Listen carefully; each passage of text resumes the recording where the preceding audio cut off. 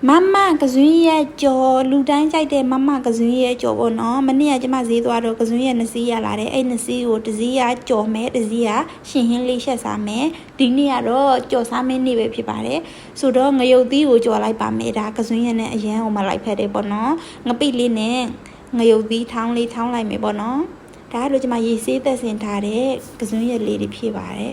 စီပူလာပြီဆိုတော့ကစွန်းရက်လေးတွေကိုထည့်လိုက်ပါမယ်ကစွန်းရက်လေးတွေကိုပလိန်အရင်ကြော်လိုက်မယ်ကစွန်းရက်လေးတွေနူးနူးလေးဖြစ်လာပြီဆိုတာနဲ့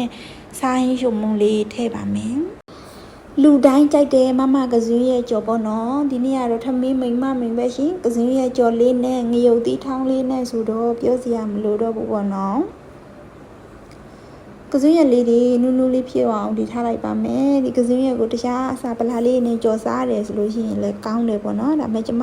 ပလိန်ကြော်တာပဲပိုကြိုက်တော့လေကျမပလိန်ပဲကြော်ဖြစ်တာများတယ်ရှင်တခြားအစာပလာလေးမထည့်တော့ပါဘူးအဲ့တော့ကစွန်းရက်လေးနဲ့လေးနူးဤလာပြီဆိုလို့ရှိရင်တော့ရပါပြီ